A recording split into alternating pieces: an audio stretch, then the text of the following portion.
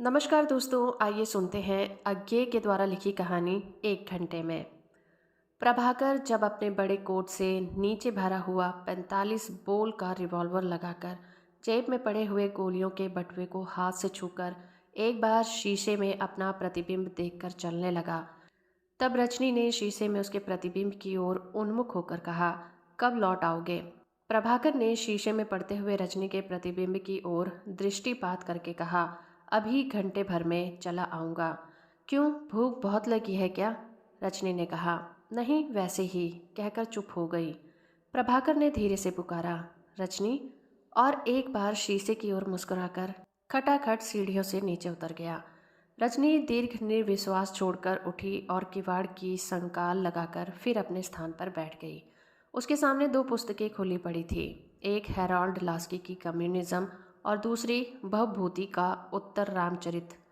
प्रभाकर के चले जाने के बाद उसने पहली पुस्तक बंद कर दी और उत्तर रामचरित के श्लोक धीरे धीरे गुनगुनाने लगी, किंतु उसका मन नहीं लगा। थोड़ी ही देर में उसका ध्यान फिर उस दर्पण की ओर चला गया और वह उसमें अपना गंभीर, कुछ करुण और कुछ चिंतित मुख देखती हुई न जाने किस विचर में लीन हो गई। प्रभाकर और रजनी का विवाह हुए 2 साल से अधिक हो गया था, किंतु विवाह सुख किसे कहते हैं वो उसे कभी नहीं पता चला।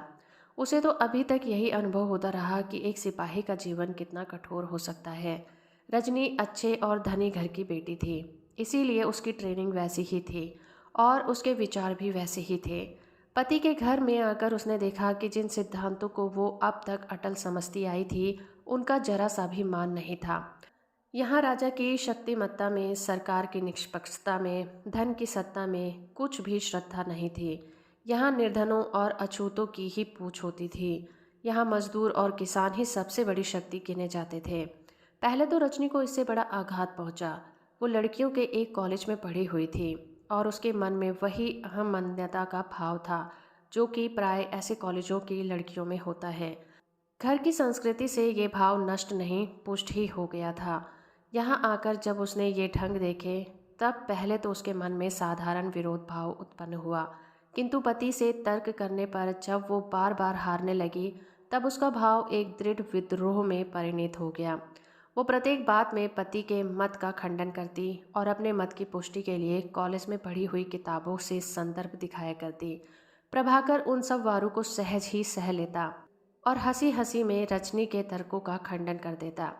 रजनी जब अप्रतिभ होकर चुप हो जाती, तब प्रभाकर उसके पास आकर धीरे से एक चपत लगाकर कहता, रजनी, अभी तुम बहुत बदलोगी, बहुत। तुम्हारे घर वालों ने तो तुम्हारा आचार डाले रखा था, कभी बाहर की हवा ही नहीं लगने दी। इससे रजनी का शोभ बहुत कुछ मिट जाता था, किंतु पूर्णतया नहीं। वह चुप होकर चली जाती थी। प्रभाकर के माता पिता मर चुके थे। वो एक छोटे से घर में अकेला ही रहता था। वो लाहौर के एक कॉलेज में लेक्चरर था और ग्वाल मंडी में किराए के एक छोटे से मकान में रहता था। प्रातःकाल उठकर वो कॉलेज के लिए अपने नोट तैयार करता, फिर कुछ राजनीति की पुस्तकें पढ़ता और 9 बजे कॉलेज चल देता। उसके बाद रात तक रजनी को उसके दर्शन नहीं होते। कभी कभी लौटने पर उससे पूछती, इतनी देर तक कहाँ रहते हो? तो वो हंसकर उत्तर देता, आज विद्यार्थियों की एक सभा में लेक्चर देने चला गया था, इसीलिए देर हो गई। या आज अमुक मिल में मजदूरों ने बुलाया था। कभी कभी रजनी शुद्ध होकर निश्चय करती थी कि आज वे आएंगे तो उनसे बोलूंगी नहीं, किंतु जब दिन भर का थका मांदा प्रभाकर बगल में मोटी मोटी किताबों का गट्ठर दबाए घर आता, तो सीढ़ियों के ऊपर आकर रजनी को देखते ही उसका मुख खिल उठता और उल्लास भरे स्वर से पुकारता, रजनी। तब वो किसी तरह भी नहीं रुकती थी, बल्कि प्रायश्चित स्वरूप दूसरे दिन सवेरे जब प्रभाकर राजनीति और अर्थनीति की किताबें लेकर पढ़ने बैठता, तब वो चुपचाप उसके पास आकर बैठ जाती थी। कोई किताब सामने खोलकर रख देती और गंभीर मुख मुद्रा बनाकर उसकी ओर देखा करती थी। बीच बीच में जब वो कनखियों से पति की ओर देखती, तब प्रभाकर ठठाकर हंस पड़ता था और रजनी भी विवश होकर मुस्कुरा देती थी। प्रभाकर कहता, तुम भी इन्हें पढ़ डालो, बहुत सी नई बातें जान लोगी। रजनी कभी भूलकर भी इन किताबों में रुचि नहीं दिखाती थी। वो कहती, उह, इनको पढ़कर क्या होगा, कॉलेज में थोड़ा पढ़ आई थी, उसी से रोज आपस में लड़ाई हो जाती है। फिर शीघ्र ही दोनों किसी निगूढ़ विषय पर बहस करने लग जाते। किंतु जब प्रभाकर कॉलेज चला जाता, तब रजनी उन्हीं पुस्तकों को निकालकर बड़े ध्यान से पढ़ती थी। लेकिन इस बात का ध्यान रखती थी कि पति के आने से पहले उसका स्वाध्याय समाप्त हो जाए। धीरे धीरे उसका विचार क्षेत्र भी विस्तृत होता जा रहा था। उसे बहुत सी बातें समझ में आने लगी थीं जो कि कॉलेज में और घर में उनसे छिपा कर रखी जाती थी और जिन्हें सुनना भी वो पहले पाप समझती थी। साथ ही साथ उनके पुराने विश्वास भी बहुत से मिटते जाते थे। ज्यों ज्यों उसको अपनी पुरानी भूलों का ज्ञान होता जाता था, वैसे वैसे उसकी अहमन्यता भी मिटती जाती थी। किंतु इतने दिनों की लड़ाइयों और इतने दिनों से किए गए मान को याद करके वो अपने पति से इस बात को छुपाती थी कि उसका मन कितना परिवर्तित हो गया है। एक दिन संध्या के समय जब वो अपने कोठे के घर पर बैठी नीचे की दुकानों में जलती हुई गैस लैंपों और उनके प्रकाशों में जगमगाते हुए फूलों की कतारों को देख रही थी, प्रभाकर अभी तक नहीं लौटा था। धीरे धीरे रात हो गई लेकिन प्रभाकर नहीं आया। रजनी की चिंता बढ़ने लगी। वो एक किताब लेकर वहीं बैठ गई और पढ़ने लगी। लगभग 11 बजे प्रभाकर ने दरवाज़ा खटखटाया और कोमल स्वर से पुकारा, रजनी। रजनी चौंक कर उठी और नीचे जाकर प्रभाकर को लिवा लाई। दोनों चुपचाप अपने पढ़ने के कमरे में जाकर खड़े हो गए, कुछ बोले नहीं। प्रभाकर ने धीरे धीरे कोट उतारा और कुर्सी पर बैठ गया। रजनी क्षण भर उसकी ओर देखती रही, फिर बोली, खाना नहीं खाओगे? आज खा आया हूँ। कहाँ? प्रभाकर बिना कुछ उत्तर दिए मुस्कुरा दिया। रजनी ने कहा, अच्छा, चलकर मुंह हाथ धो लो, बिल्कुल गर्द से सने हुए हो। प्रभाकर ने कहा, तुम चलो सो जाओ, मैं अभी आया। रजनी को जान पड़ा अवश्य ही कोई असाधारण बात हुई है। स्नेह से बोली, दिन भर कहाँ रहे? प्रभाकर ने प्रश्न टालते हुए कहा, कितना थक गया हूँ। रजनी ने आकर उसका हाथ पकड़ लिया और बोली, उठो, चलो, यहाँ बैठे रहने की ज़रूरत नहीं है, कहकर वो धीरे धीरे प्रभाकर को खींचने लगी। प्रभाकर उठ खड़ा हुआ और कोट को उठाकर कंधे पर रखने लगा। रजनी बोली, इसे यहीं पड़ा रहने दो ना, कल संभाल लूंगी, कहकर उसने कोट खींच लिया। कोट जमीन पर गिर पड़ा। किसी ठोस वस्तु के गिरने का ठक शब्द हुआ। रजनी ने कहा, यह क्या हुआ है? और प्रभाकर के रोकते रोकते कोट की जेब में हाथ डाल दिया। प्रभाकर कहने को हुआ, कुछ नहीं है, किंतु रजनी के मुख की ओर देखकर चुप रह गया। रजनी का मुख फीका पड़ गया था, किंतु बड़े यत्न से उसने अपने को वश में किया और कोट उठाकर अपने कमरे की ओर चल पड़ी। प्रभाकर भी सिर झुकाकर उसके पीछे पीछे चला गया। कमरे में पहुंचकर रजनी ने कोट की जेब से 2 पिस्तौल और 1 गोली निकाली और उन्हें ले जाकर अपने कपड़ों में छिपा दिया। फिर प्रभाकर के पास आकर बोली, ये तुम क्यों लाए? प्रभाकर ने सहसा कोई उत्तर नहीं दिया। फिर बोला, मैं क्रांतिकारी दल में सम्मिलित हो गया हूँ। रजनी क्षण भर स्थिर दृष्टि से प्रभाकर की ओर देखकर बोली, तुम्हें अपने अलावा और किसी का भी ध्यान है? प्रभाकर फिर चुप रहा। रजनी ने कहा, जाओ, इस वक्त मैं कुछ बात नहीं करना चाहती। प्रभाकर चला गया। इसके बाद सप्ताह भर रजनी पति से नहीं बोली। प्रभाकर को भी उससे बोलने का साहस नहीं हुआ। वो स्वयं खाना पकाकर खाता और कॉलेज चला जाता। बीच बीच में वो कभी कभी रजनी की ओर करुण और स्नेह भरी दृष्टि से देख लेता था, किंतु बोलता कुछ नहीं था। रजनी कभी इशारे से भी स्नेह का उत्तर या स्वीकृति नहीं देती थी। 8वें दिन प्रभाकर बहुत देर तक नहीं आया। लगभग 12 बजे रात को उसने आकर किवाड़ खटखटाए, किंतु रजनी को पुकारा नहीं। ऊपर आकर वह अपने कमरे में खड़ा होकर इधर उधर से पुस्तकें, कागज और बहुत सारे कपड़े इत्यादि समेटकर जमीन पर रखने लगा। रजनी चुपचाप खड़ी देखती रही। प्रभाकर जब अपना काम कर चुका तब एक अंगड़ाई लेकर खड़ा होकर बोला, रजनी, अब भी नहीं बोलोगी? उसके स्वर में न जाने क्या था। रजनी को ऐसा प्रतीत हुआ मानो वो विदा मांग रहा हो। उसने कहा, अब भी क्या? प्रभाकर बोला, रजनी, मैं इतने दिनों तक तुमसे कहने का साहस नहीं कर सका। रजनी बोली, ऊपर चलो, वहाँ बात करेंगे, कहकर प्रभाकर को सोने के कमरे में ले गई और किवाड़ बंद कर लिए। प्रभाकर ने बिना भूमिका के कहा, रजनी, मुझे घर छोड़कर भागना पड़ेगा, मेरे नाम वारंट निकल गया है। आज इस घटना को 6 मास बीत गए। इन 6 महीनों में रजनी के कितने परिवर्तन देखे होंगे। आज दिवाली थी, किंतु रजनी के घर दिया नहीं जला था। दिन भर उसने खाना भी नहीं खाया था। इससे पहली रात किसी ने प्रभाकर को बाजार में देखा था और पहचान कर पीछा किया था, इसीलिए प्रभाकर को चक्कर काटकर आना पड़ा था। और आज दिन भर वो घर से बाहर नहीं निकला था। किंतु शाम तक भूखी रहने के बाद जब रजनी ने कहा, कितनी फीकी दिवाली रहेगी, तब एकाएक प्रभाकर बोला, मैं बाहर जाता हूँ। क्यों? काम है। क्या काम है? रजनी समझ गई। उसे खेद भी हुआ कि उसने ऐसी बात क्यों कही।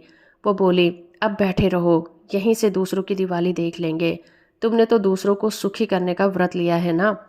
प्रभाकर ने रजनी के मुख की ओर ऐसे देखा मानो कुछ पूछ रहा हो। इसमें कुछ व्यंग तो नहीं है, किंतु रजनी के मुख पर स्नेह का भाव देखकर उसे कुछ चोट पहुंची। वो बोला, नहीं रजनी, हमें अपनी दिवाली भी अवश्य मनानी होगी। मैं मिठाई विठाई लिए आता हूँ, तुम बैठो। रजनी चुप होकर बैठ गई। प्रभाकर रिवॉल्वर इत्यादि से लेस होकर चल दिया। रजनी अपनी पढ़ाई छोड़कर सामने पड़े हुए दर्पण में मुंह देखती हुई न जाने क्या क्या सोचने लगी। उसे अपने विवाहित जीवन की घटनाएं याद आने लगी और उन घटनाओं की कटुता या प्रियता के अनुसार उसके मुख पर आलोक ओ छाया का एक चंचल नृत्य होने लगा। किंतु आलोक और छाया स्थायी होती है। बीच बीच में वो पास टंगी हुई घड़ी की ओर देख लेती थी। आधे घंटे से अधिक हो गया, रजनी की विचार तरंग शांत नहीं हुई। इसी तरह घर से कुछ दूर एक धड़ाके का शब्द हुआ, ठाएं ठाएं ठाएं। फिर कुछ रुककर 2 बार और ठाएं ठाएं। रजनी चौंक कर उठ खड़ी हुई। लपक कर उसने सीढ़ियों का निचला किवाड़ बंद कर दिया। इस अनैच्छिक क्रिया के बाद वो फिर अपने कमरे के मध्य में आकर खड़ी हो गई। उसका मन अनियंत्रित होकर दौड़ने लगा। यह ठाएं ठाएं क्यों? कहीं वही तो नहीं हुआ जिसकी आशंका थी? वो क्या होगा? पुलिस घर पर आ जाएगी। फिर इसी बीच 4-5 बार लगातार धड़ाके हुए और फिर कुछ देर के बाद फिर एक हुआ और फिर शांति। अगर वो बंदी हो गए तो? रजनी के कल्पना भूमि पर पड़े हुए खून से लथपथ एक शरीर के चित्र के सामने आकर एकाएक रुक गई। उसने प्रबल मानसिक यत्न से अपना मन उधर से हटा लिया और अपने कर्तव्य पर विचार करने लगी। अब मुझे क्या करना होगा? रजनी को सहसा उस रात की याद आ गई जब उसने प्रभाकर के साथ घर छोड़ा था। सप्ताह भर के मौन के बाद जब वो एक दिन प्रभाकर ने आकर कहा, रजनी मुझे घर छोड़कर भागना पड़ेगा, मेरे नाम वारंट निकल आया है, तब रजनी चकित होकर रह गई थी। बहुत देर चुप रहकर बोली थी, और मैं? प्रभाकर जानता था कि यह प्रश्न जरूर होगा, किंतु उसके पास उसका कोई उत्तर नहीं था। वो थोड़ी देर बाद चुप होकर बोला, अभी तुम घर चली जाओ, फिर कुछ दिनों में मैं प्रबंध कर दूंगा। एक बात कहती हूँ, ध्यान से सुनो, मुझे साथ ले चलोगे? अत्यंत विस्मित होकर प्रभाकर बोला, तुम्हें रजनी? हाँ मुझे। मैं तुम्हारी मदद नहीं करूँगी, कर भी नहीं सकती, लेकिन तुम्हारे काम में दखल भी नहीं दूंगी। चाहे जैसे जीवन व्यतीत करना पड़े, तुम्हें उलाहना नहीं दूंगी। तुम इतना ही विश्वास कर लो कि तुम्हारी जो बातें जान जाऊंगी वो किसी से नहीं कहूँगी। इसके अलावा और क्या करना होगा बता दो, देखूं कर सकती हूँ कि नहीं। प्रभाकर गंभीर होकर बोला, रजनी ये कोई साधारण निर्णय नहीं है, लेकिन अगर तुम इतना करने को तैयार हो तो मैं तुम्हारा कहना टाल नहीं सकता। सच बात कहता हूँ कि मुझे तुमसे इतनी ही आशा नहीं थी, इतना भी कुछ कम नहीं होता, लेकिन तुम्हें बहुत कष्ट होगा। रजनी ने मानो बात अनसुनी करके कहा, एक बात समझ लो, मैं तुम्हारे साथ रहूंगी और गूंगी बहरी होकर रहूंगी। इतनी बात तुम्हारे फायदे की है, लेकिन मैं तुमसे सहमत नहीं हूँ, तुम्हारे आदर्शों से किसी प्रकार की सहायता नहीं कर सकती। मुझसे इस प्रकार की कोई आशा न रखो। कभी अगर तुम्हें अपने काम में मेरा मदद की आवश्यकता पड़ जाती है और मैंने इनकार कर दिया तो ये न कहना कि मैंने धोखा दिया और निष्क्रिय पड़ी रही। यह शर्त मानते हो? प्रभाकर ने कुछ सोचकर कहा, अच्छी बात है, मानता हूँ, तो चलो। निर्णय कर चुकने के बाद रजनी ने किसी प्रकार की देरी नहीं की। 1 घंटे के अंदर अंदर दोनों घर छोड़कर एक विराट शून्य की ओर चल पड़े थे। आज ठाएं ठाएं सुनकर उसे एकाएक इन बातों की याद आ गई। उसने मन ही मन कहा, मैं कुछ भी करने को बाध्य नहीं हूँ, क्यों ना यहीं बैठी रहूँ, मुझे क्या मतलब। इस निर्णय पर उसका गतिशील मन नहीं रुक सका। फिर वो सोचने लगी, अगर मैं पकड़ी गई तब क्या होगा। उसकी कल्पना में अखबारों की खबरें नाचने लगी। अमृतसर में गोली चल गई, एक क्रांतिकारी बंदी, वीर या वीरगति, क्रांतिकारी की पत्नी घर में गिरफ्तार। रजनी ने धीरे से कहा, और अभी यहाँ पर एक रिवॉल्वर और कई गोलियां पड़ी हैं। फिर वह सोचने लगी, उसका घर एक छोटी सी गली में था। पहली मंजिल की सीढ़ियों के दोनों ओर कमरे थे और दूसरी मंजिल पर एक। सीढ़ियों पर एक दरवाज़ा नीचे था, एक पहली मंजिल पर और दूसरी छत की ओर लोहे के सीकचों का एक दरवाज़ा था। छत में ही एक छोटा सा चौकोर सुराख था, जिसमें झांकने से सीढ़ियों के दरवाजे और सीढ़ियों से ऊपर आता हुआ कोई भी व्यक्ति दिख पड़ता था। रजनी ये सब बातें एक ही तरंग में सोच गई। फिर किसी अंतरंग के प्रेरणा से वह दूसरे कमरे में गई और बक्स खोलकर टटोलने लगी। उसने रिवॉल्वर निकाला और चुपचाप भर लिया। बाकी गोलियां निकालकर आंचल में डाल ली। निचला दरवाज़ा ही वो पहले बंद कराई थी। तब उसने पहली मंजिल पर भी सांकल चढ़ा दी और दौड़कर छत पर चली गई। वहां उसने लोहे की चौखट बंद कर दी और सुराग के पास रिवॉल्वर लेकर बैठ गई। फिर एकाएक उसके मुंह से निकल आया, यह मैं क्या करने लगी हूँ। एक भाव बहुत देर नहीं रहा। क्षण भर बाद उसने रिवॉल्वर की नली सुराग से निकाल दी और चौकनी होकर बैठ गई। अभी 2 मिनट भी ना बीते थे कि किसी ने किवाड़ खटखटाया। रजनी और संभल कर बैठ गई और सुराग के नीचे देखने लगी। उसने कोई उत्तर नहीं दिया। इसी प्रतीक्षा में बैठी रही कि पुलिस वाले किवाड़ तोड़े या और कुछ आयोजन करें। किवाड़ बड़े जोर से खटखटाए जाने लगे। रजनी ने फिर कोई उत्तर नहीं दिया। उसकी नसें इतनी तन गई थीं कि शायद वो उत्तर देना चाहती तो आवाज़ ही नहीं निकलती। एकाएक रजनी चौंकी। यह तो पुलिस वालों का स्वर नहीं था, यह तो उसका चिर परिचित स्वर था। कल्याणी, किवाड़ खोलो। रजनी उठकर नीचे पहुंची तो उसकी टांगें लड़खड़ा रही थी, पर वह नीचे चली गई। दाहिने हाथ में थामे हुए रिवॉल्वर को पीछे छिपाकर उसने किवाड़ खोला और बोली, आ गए। प्रभाकर ने देखा उसकी आवाज़ भर्राई हुई है। उसने किवाड़ बंद कर लिए और ऊपर आकर पूछा, क्या है रजनी? स्वर्ण मंदिर में तो खूब धूमधाम मची हुई है, आतिशबाजी छूट रही है। मैं तुम्हें नहीं ले जा सका, लेकिन मिठाइयाँ ले आया हूँ। रजनी ने विमूढ़ सी होकर प्रभाकर की ओर देखा और बोली, आतिशबाजी? कहते कहते उसने हाथ का रिवॉल्वर भूमि पर बिछी हुई दरी पर रख दिया और स्वयं बैठ गई। प्रभाकर ने एकाएक उसके पास बैठकर स्नेह से पूछा, ये क्या है रजनी? रजनी ने धीरे से अपना सिर प्रभाकर के कंधे पर टेक लिया और धीरे धीरे रोने लगी। प्रभाकर उसके सिर पर हाथ रखकर चुपचाप बैठा रहा। थोड़ी देर बाद रजनी उठ बैठी तो प्रभाकर ने पूछा, क्यों? रजनी बोली, दिवाली मनानी है, दिए जलाऊंगी। प्रभाकर ने कृतज्ञतापूर्वक कोमलता से उसका हाथ दबाते हुए कहा, और मैं भी अपने गृह लक्ष्मी की पूजा करूंगा। तो दोस्तों, अभी आप सुन रहे थे अज्ञे के द्वारा लिखी कहानी 1 घंटे में। उम्मीद करती हूँ मेरा ये प्रयास और ये कहानी आपको अच्छी लगी होगी। वीडियो को लाइक और चैनल को सब्सक्राइब करना बिल्कुल मत भूलिएगा।